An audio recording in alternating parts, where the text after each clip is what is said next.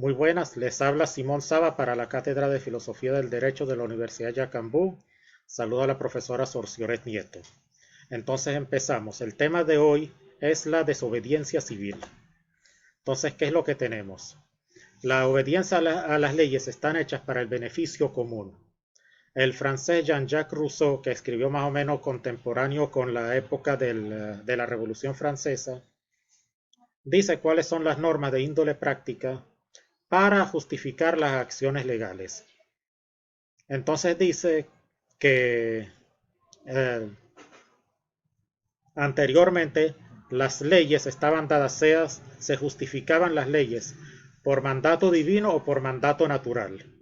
En, pero en la nueva época ya empiezan a ser justificadas por mandato social, por mandato del pueblo, pues. Entonces, este argumento fue retomado por el prusiano Immanuel Kant el siglo siguiente. También dijo Rousseau, que nadie está obligado a obedecer ninguna ley en cuyo establecimiento no haya participado. La sumisión a cualquier otra ley es simplemente esclavitud.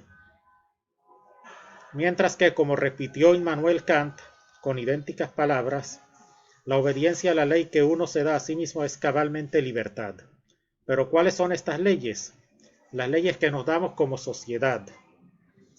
Nosotros somos los que nos damos esa ley. No quiere decir que yo personalmente participé en la elaboración de esas leyes, sino que como sociedad, al formar yo parte de la sociedad y estar de acuerdo con lo que en ella se da, entonces estoy cumpliendo con las leyes.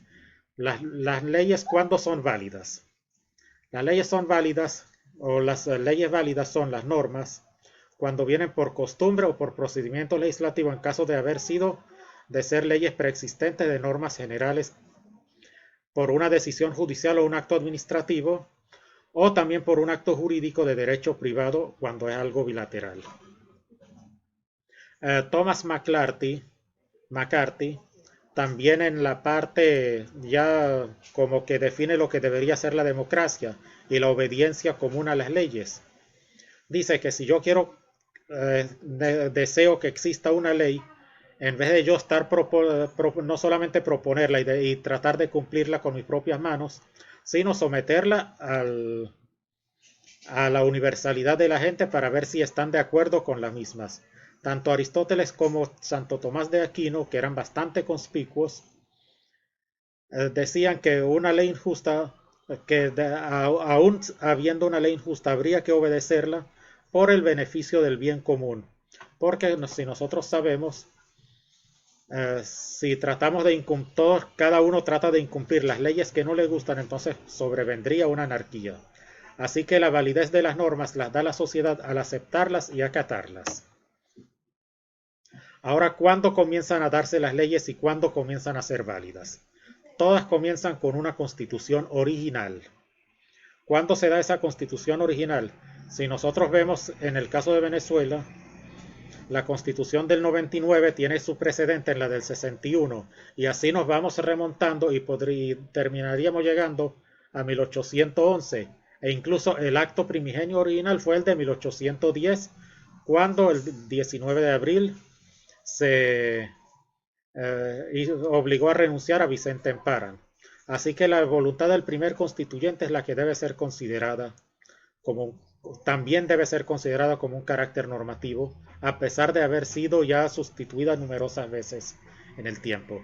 Todas las normas jurídicas se iniciaron como un acto de desobediencia y en su momento fueron consideradas como algo ilegal, pero luego se estandarizaron.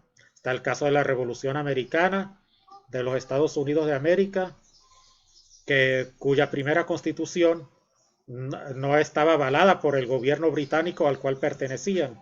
Y sin embargo, esa constitución se mantiene vigente hasta la presente época.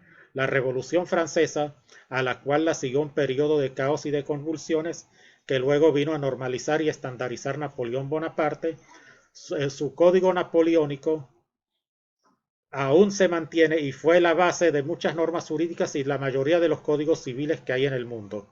Asimismo, podríamos hablar de la independencia hispanoamericana, de la revolución bolchevique, de la imposición de normas jurídicas a Alemania y Japón después de su derrota en la Segunda Guerra Mundial, la revolución comunista en China, la de Mao Zedong, etcétera, etcétera. Y podríamos seguir mencionando en África, en otras partes, en muchas otras partes del mundo, casos similares.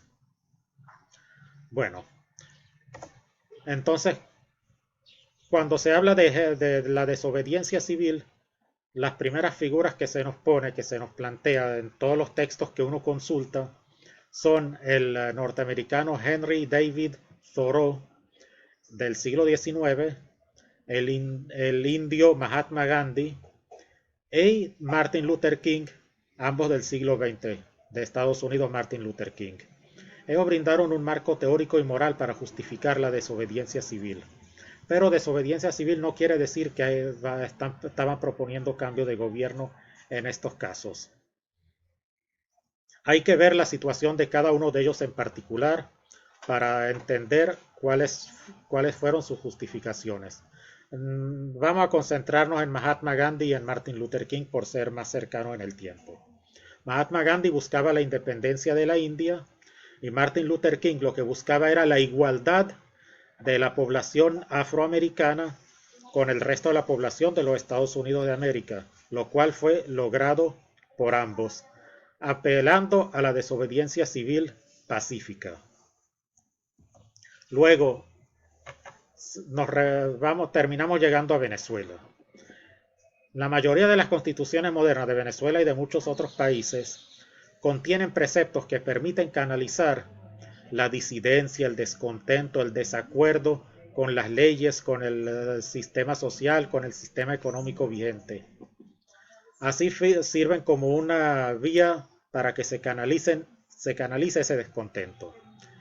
En el caso de la Constitución venezolana de 1999 tenemos dos artículos, el artículo 333 y el artículo 350. El artículo 333, lo leemos textualmente, dice: esta Constitución no perderá su vigencia si dejare de observarse por acto de fuerza o porque fuere derogada por cualquier otro medio distinto al previsto en ella.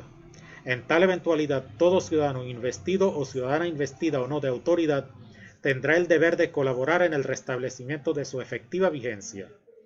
Y el artículo 350 dice: el pueblo de Venezuela, fiel a su tradición republicana, a su lucha por la independencia, la paz y la libertad, desconocerá cualquier régimen, legislación o autoridad que contraríe los valores, principios y garantías democráticos o menoscabe los derechos humanos. Esto da, por supuesto, cada uno trata de alegarlo para su beneficio, pero la Constitución, los artículos están muy claros. A pesar de todo lo que dicen,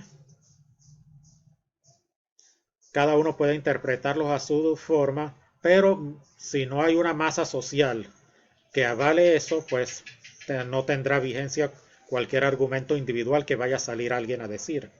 Bueno, eso ha sido todo por ahora. Muchas gracias por su atención.